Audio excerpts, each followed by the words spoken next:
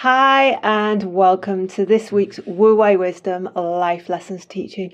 It's great to be back with you all. This week is the first week in our new Inner Child series, where we're going to be talking all about the most important life lessons that you need to teach your inner child. This week we are focusing on the issue of safety and why your inner child feels like it needs to protect itself from the outside world. So you can teach your inner child to let go, release, and be more grounded in the present.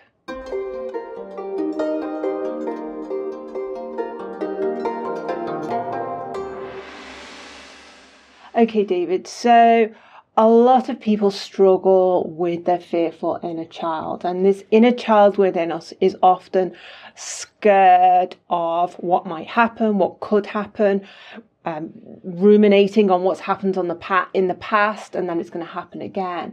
How common is this an issue for the clients that you work with? Oh, it's really common, Alex, and I think the way that we try and break it down in these teachings is very important, because even in your introduction you called it like the scared inner child or the fearful inner child, and it's very important to get your wording correct. It's the part of your mind that we're calling the inner child creating fear, creating a feeling of being scared. Don't use that word to describe yourself. I am scared, I am fearful, because then you start to create a mindset that I call the carousel of despair. And this is why the teachings, I try and remind you on every time we do a video, is that you are the creator of your emotions. You are not the victim. The scared inner child makes the child the victim. Mm-hmm. So making that subtle yet profound difference is so important in these life lessons, Alex. And David, I think that it also can, if you have an awareness of what your inner child is, so that part of your psyche that is kind of locked in the past, stuck on childhood experiences that were often confusing, difficult, and traumatic. But if you have an awareness of how that part of your mind, that stuck part of your mind, is operating even in your adult life now, it can feel like you have, or can seem like you have almost like a split personality. You logically know that you shouldn't be so apprehensive about things, that you shouldn't over-strategize about things, that you shouldn't overly try to control things, that you should trust more. But there is this part of your mind, the inner child part, which seems to be almost like operating in survival strategy mode. I think that's a good explanation, because this is why I like the metaphor of the inner child, because when you were a child, between that very pivotal and important age between 6 years old and 9 years old, things were very uncertain, dysfunctional. And so when you were a child, you didn't have the cognitive understanding or the reasoning, the brain power to understand what was going on. And perhaps even then you wouldn't be able to understand what was going on in your family dynamics, in your extended family, or maybe at school. It's almost impossible for the child to have that realization.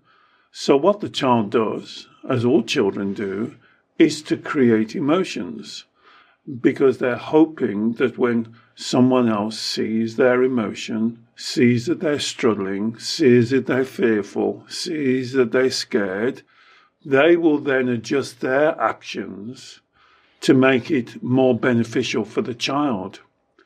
The problem comes, of course, this never happens. And so the child is left with the only tool it's using, the emotions that don't work.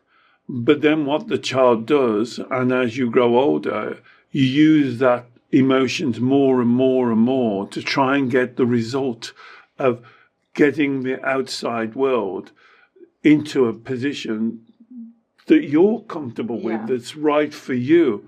And then the child will use expressions like, I need to be protected, or I need to be safe. Yeah.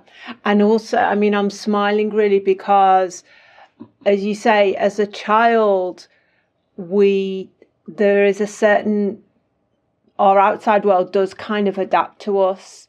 You know, as you say, our parents can kind of look after us, or, you know, and also the external world is relatively simple. The scope of our external world is very much limited to, I guess, like a small geography of experience in terms of people and situations. So I guess that to an extent we do perhaps wrongly believe that things are nice and soft and comfortable and within our control. But of course, when we go into adulthood and we branch out into the world, we expand, we have more life experiences, we realize that, wow, the world is complicated and extensive and actually way, way, way, way beyond our control. So as you say, that hits hard with the inner child, and the inner child has only learnt this one strategy of trying to control externally rather than self-reflecting and thinking, you know what, no matter what other people do, or no matter what situations I get presented with that I'm unfamiliar with or that are seemingly unstable, I'm going to be able to handle this. I can be resourceful. We've never taken the time to teach ourselves that because we get so distracted by the emotions, that kind of initial shock that our inner child feels or experiences when it's presented with new, challenging, difficult situations or people. That's right. And when we're a child, between that pivotal age, that time gap that I'm talking about, we're looking for certainty. We're looking for the adults in our life to deliver what they promise when they promise. And of course, for many of my clients, and for me personally, that never happened. And so when we're living in a dysfunctional environment or a family where our parents or guardians are having their own difficulty emotionally, physically, financially, we can't understand that. So when we're children, quite rightly, you see, there's nothing wrong with that because that's the only tool in our toolbox is emotions. So we use our emotions to try and manipulate. I often smile and see if you recognize this. I think the part of our mind that I call the inner child wants what it wants, when it wants it, how it wants it. Think about that. And of course, we do not live, as you just explained, in that universe. We don't get what we want. And this is why we call these teachings life lessons, because we have to emotionally mature that part of our mind to understand that, unfortunately, we can't get other people, other situations to be and present in the way that we are comfortable with. And we have to learn to adapt to that instead of trying to control them to adapt to us. And that teaching is very important. We have to learn. This really goes back to Taoism, and they use the analogy of the river. We have to learn to flow down the river. We can't get the river to adapt to how we want to flow. Mm-hmm. And that's the life lesson on this, what we're talking about today. We have to be flexible. We have to be adaptable.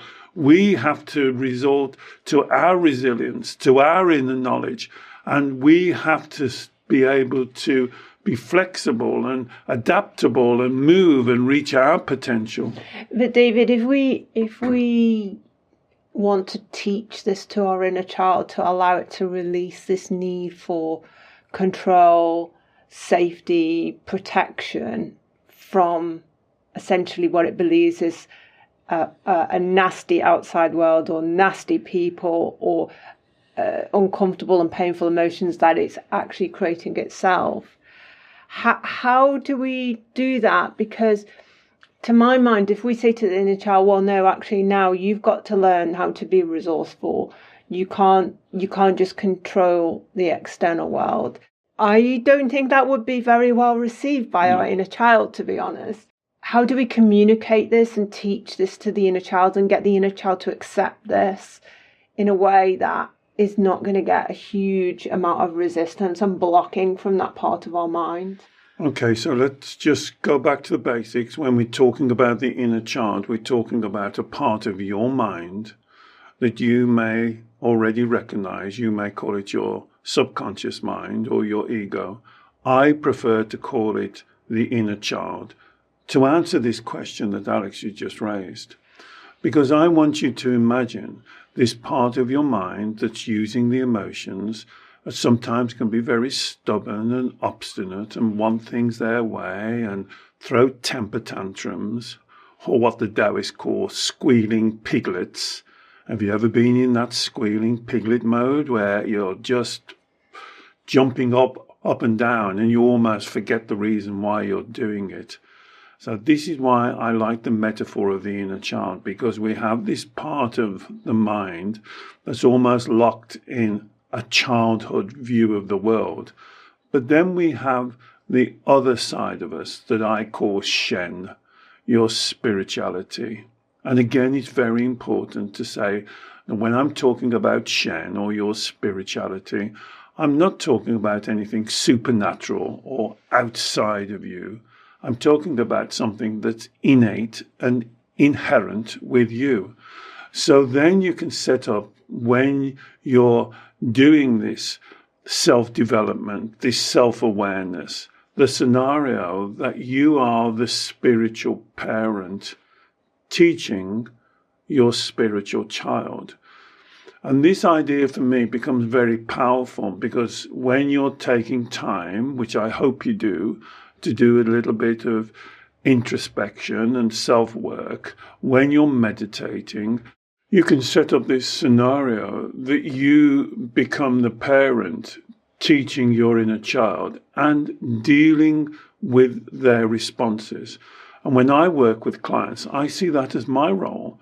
My role is to answer the questions, because that's really what all children want. They want answers to the questions. As Alex said, the world is mysterious. It's not the way that they expected or wanted in the time that they wanted.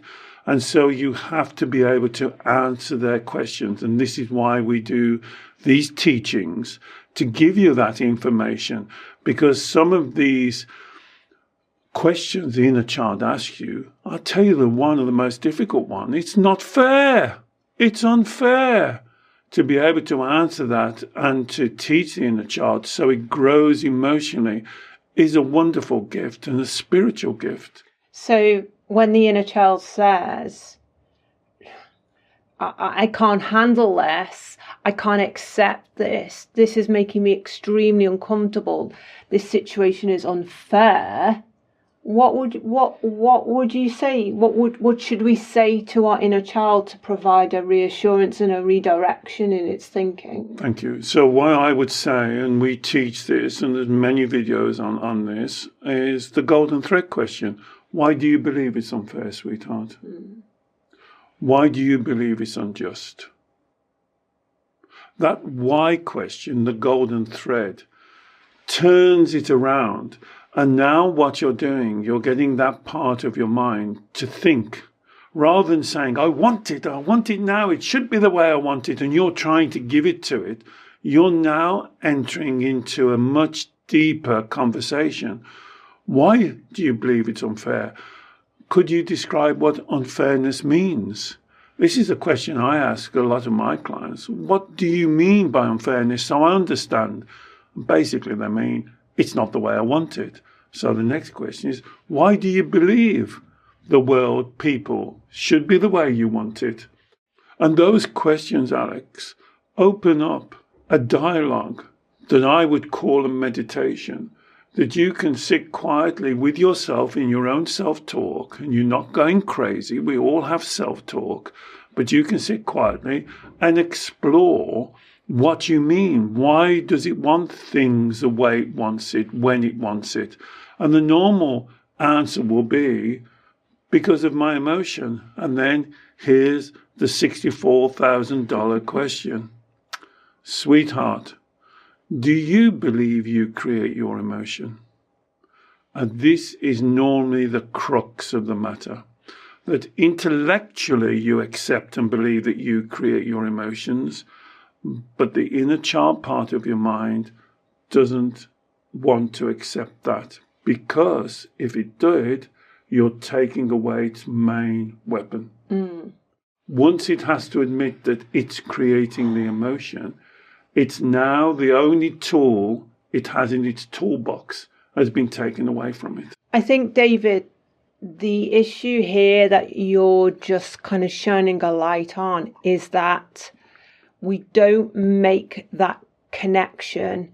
So when we are experiencing red light feelings, uncomfortable, painful emotions that we're creating, or our inner child is creating, because it's almost like it's registering things aren't perfect, things aren't the way I want them to be, therefore I'm going to have a hissy fit, I'm going to have a temper tantrum, I'm going to create an internal resistance which I'm going to label as fear or anxiety. But what we're talking about here is emotional experiences as well, and emotional responses to situations. We're not talking about us being in physically dangerous or life-threatening situations. We're talking about everyday situations here. But our inner child can create these red light emotions in response to everyday situations and encounters. And we don't make the connection that the reason we're experiencing or creating these red light emotions is because we want everything to be perfect. We want everything to be supremely fair, no ripples in the water, everyone to behave in a way that is fair and just, and a way in which that we would behave ourselves, and situations to go smoothly. Nothing, if I put a lot of work in, I expect things not to go badly. So we have this really kind of childlike view of how things should be, because ultimately we miss out the part that if I didn't expect perfection, if I didn't expect the world to be just so, then I wouldn't be creating these emotions. The problem here is not necessarily the outside world or how people behaving. The problem is that I'm expecting everything to be just so, and that artificial expectation about life that roses are going to grow round the door, bunny rabbits are going to jump around the field. That is what's creating the red light emotions. That's right, you see. And there's no blame here, Alex. But if no one has ever taught you that, if the inner child has been brought up, or you have been brought up in a dysfunctional family, teaching you these life lessons would be the last thing. They're just surviving, and you'll then drop into the same survival mode. And so this is why these life lessons are so vitally important. And this is why I believe the metaphor of the inner child is so powerful, because now you become your own teacher. And that, to me, cannot be beaten. Because if you're working from Shen, from your spirituality, and we've done many teachings on this, this means truth, honesty, and integrity. Now, for the first time, you can speak to that part of your mind. This is the parenting it should have had but never got. And you can parent. But you have to parent in a way that you never received. You have to be the parent that you always wanted and dreamed for. And I'm saying to you that that parent is not something they're always gives the child what they want, when they want it, how they want it. It's the parent that teaches the child truth, honesty, and integrity, teaching them that they are valuable, they are worthy. This idea of not being good enough, can't cope, this idea of being unlovable, doesn't make sense when you come from a different grounding. And that really is the lesson you have to teach them. And this is why life lessons are so important. And David, do you think part of this particular life lesson is explaining to that part of our mind, that inner child part of our mind, that, of course, when we were younger, we were wholly dependent on other people, and that, you know, if we didn't have measures of protection and supervision in place, and I don't know, like a peaceful external world, that, of course, as a young child, it was very problematic because we weren't empowered then. We were young, we were vulnerable, we were, you know, physically vulnerable and mentally and emotionally vulnerable as a child. But now we are an adult, you know, we have intelligence, we have life experience, we have ability to rationally make decisions and put boundaries in place, and to move away from people or situations which are not authentic to us. But it's like part of our mind is still stuck believing that it's supremely vulnerable. That's right. Just very well explained, Alex. And so is it part of the inner child work is to open up that conversation. This is, again, why we do these life lessons, is to teach that part of your mind that it's still not in that vulnerable, I use your word, situation, that it's always coped. It's a coping machine. It's always coped with whatever has come its way, and it will continue to do the same. And so this is why you, as the adult, the spiritual adult, has to teach the inner child that and answer its questions. We've done several videos on what we call the conversations with the inner child, or reparenting the inner child. And this is what we're talking about here. Reparenting, listening, answering its questions. I really think that's the key. And this is where a lot of my clients, and I believe I can help them, the child will ask them a question. I'm going to use that one again. It's unfair.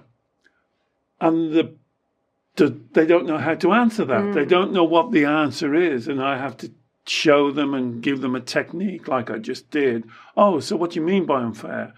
And I have to show them. And then once they get that technique, they can then take it and use it daily. Because these inner child conversations with yourself is your self-development, is what you should be doing daily. People are often asked, once I've learned this, do I stop doing it? No, this is something, your development is something that's precious and important for the rest of your life. We're all developing, we're all learning, we're all growing, we're all on a journey.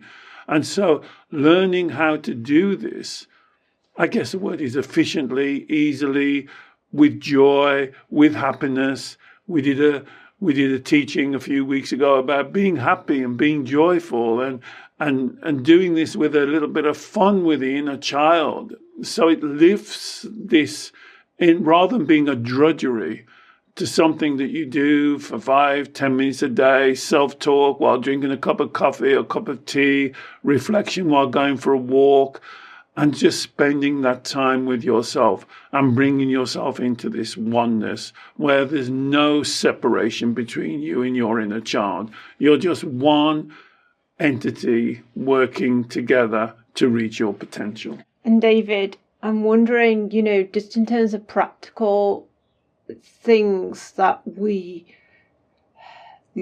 I guess we can catch ourselves doing, so we need to have a greater awareness of when our inner child is starting to strategize and wanting to kind of protect protect.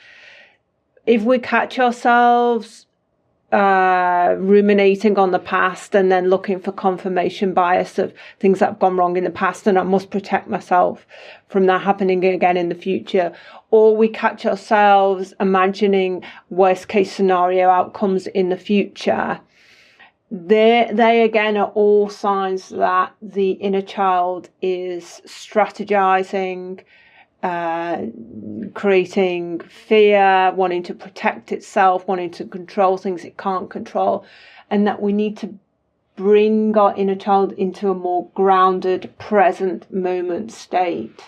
Yes, I think the realization of that, Alex, is the emotional feelings. And I believe strongly that the emotional feelings, even what I call the red light feelings, fear, anxiety, tension, stress, whatever you want to call them, those extreme feelings, and I acknowledge they're very extreme for you, but they're really a message.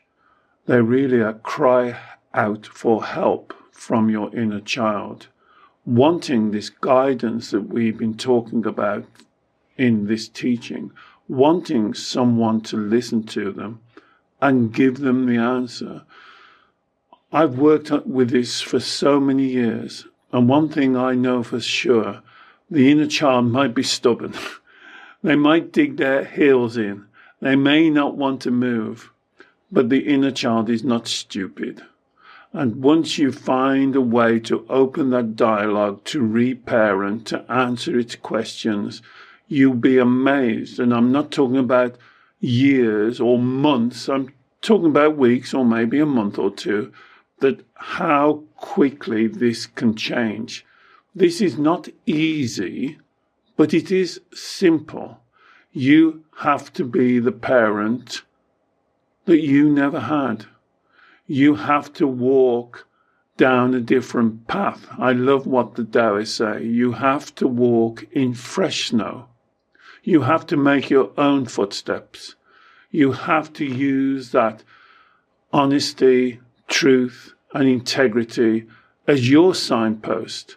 And so if the inner child asks you a question and you don't know the answer, you have to say, wow, that's a great question. I don't know the answer to that, but I will find out. And there's many resources to find out. With us, we have a Facebook community you could join. You could ask questions. There's much out there now that you can find the answer to that question. And that really is what the inner child is wanting, to come and join you in that oneness. Wonderful. Thank you, David. And next week, we will be talking about the inner child life lesson of the emotions and the purpose of the emotions, and really getting your inner child to accept and appreciate their emotions for what they are in a positive way. So do tune in for that. I will also put a link in the show notes to our inner child teaching playlist, and there are many long form videos on there for you to enjoy and to help you with this work. I do hope you have enjoyed this teaching. Please do let us know, and perhaps share it with someone else who you think it may also benefit. David works every week with clients all over the world via Zoom video call. And if you'd like to learn more about David's consultations, I will also put a link to those in the show notes. And finally, don't forget to subscribe to our YouTube channel. We produce new long-form teachings every Saturday, as well as 2 midweek short snippets of wisdom for you to enjoy. So do subscribe. We look forward to seeing you again very soon. Bye-bye.